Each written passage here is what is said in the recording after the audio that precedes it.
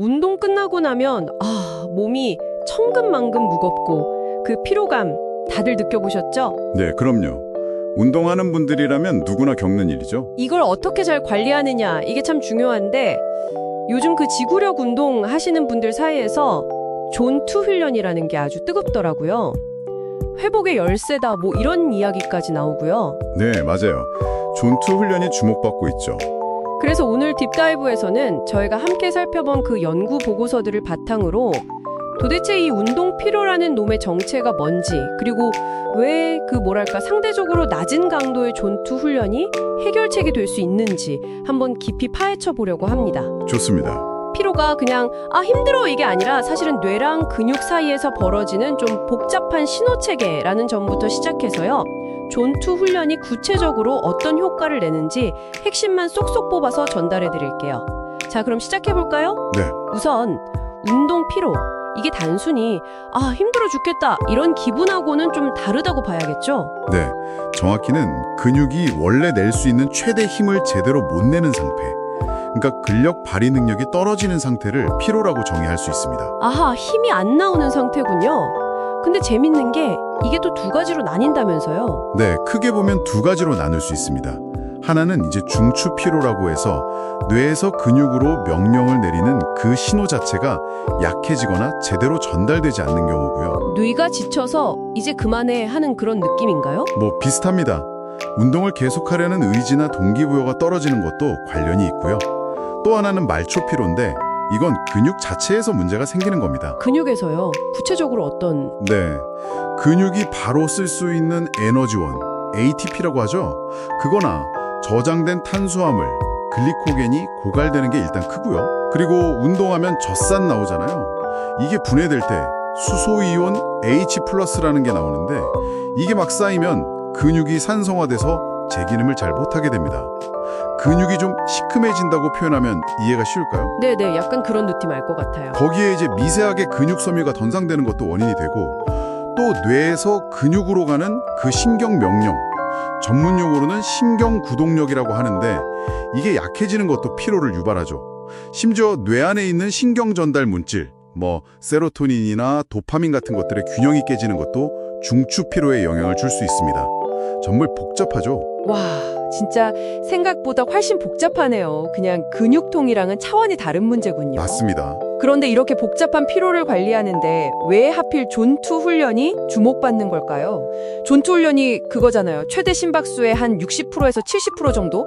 옆 사람이랑 편하게 이야기 나눌 수 있는 그 정도 강도? 네, 맞아요.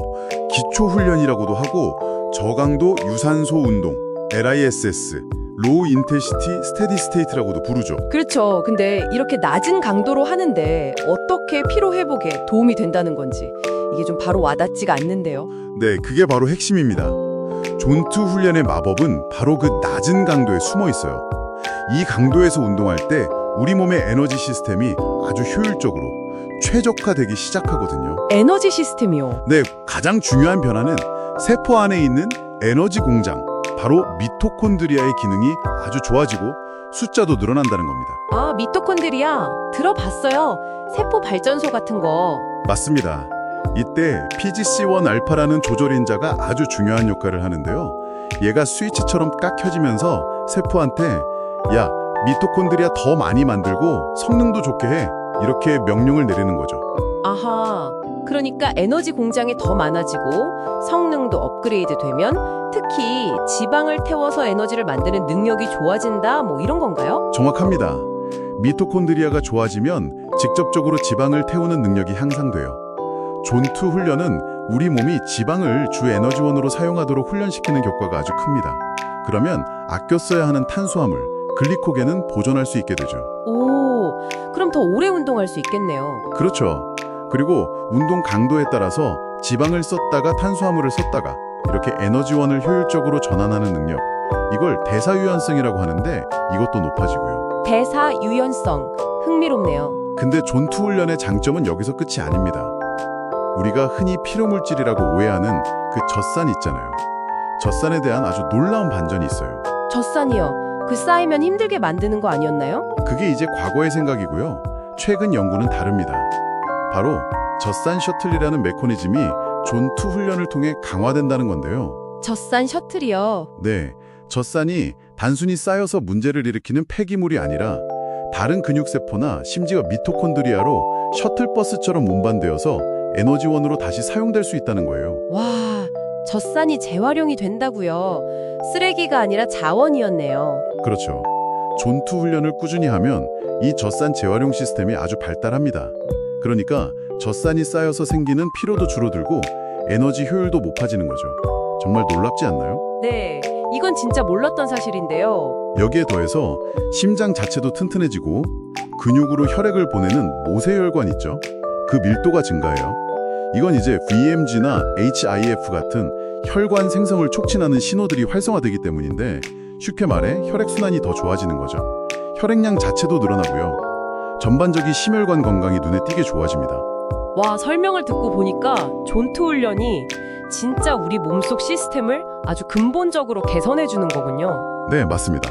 정리를 좀 해보면 에너지 공장인 미토콘드리아 성능 높여주고 연료인 지방 활용 능력 키워주고 심지어 노폐물 처리 겸 재활용 시스템인 젖산 셔틀까지 강화시켜서 결국에는 피로를 덜 느끼고 회복도 빠르게 해준다. 제가 제대로 이해한 거 맞죠? 네, 핵심을 아주 잘 짚으셨습니다.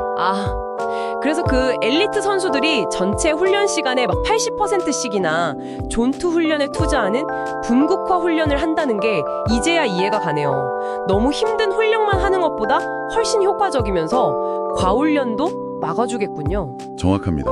그게 바로 분극과 훈련의 핵심 원리죠. 그래서 오늘 운동 피로가 단순히 근육만의 문제가 아니라 뇌와 근육 모두에서 기인하는 복잡한 현상이라는 점, 그리고 존투 훈련이 미토콘드리아 기능 강화, 지방 연소 증대, 젖산 활용 능력 개선, 심혈관 건강 증진 같은 다양한 방식으로 피로 관리에 도움을 주고 회복을 촉진한다는 것을 확인할 수 있었습니다.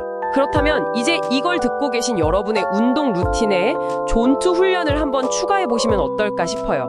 네, 좋은 생각입니다. 느껴지고 더 오래 지속할 수도 있고 다음 운동 때까지 몸이 훨씬 가뿐하게 회복되는 그런 경험을 하실 수 있을 거예요. 강도는 아까 말씀드린 것처럼 옆 사람과 대화가 가능한 수준을 유지하는 게 기본인데요. 네, 그게 가장 쉬운 지표죠.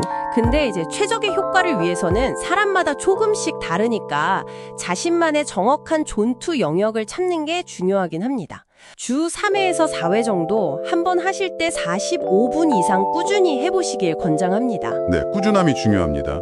마지막으로 여러분께 생각해 볼 만한 질문 하나 드리고 마무리할까 하는데요. 오, 어떤 거죠? 존투 훈련이 이렇게 세포 수준에서 에너지 공장, 즉 미토콘드리아를 강화하고 또 젖산 셔틀이나 림프계 같은 노폐물 처리 시스템을 활성화시킨다는 점을 생각해 보면요. 어쩌면 이런 꾸준한 저강도 활동이 단순히 운동 능력 향상을 넘어서 좀 더 장기적으로 봤을 때 세포 자체의 건강을 유지하고 어쩌면 노화를 늦추는 데까지 중요한 열쇠가 될 수도 있지 않을까요? 와, 운동 능력뿐만 아니라 노화 지연까지요. 굉장히 흥미로운 관점이네요. 한번 깊이 생각해 볼 만한 주제인 것 같습니다.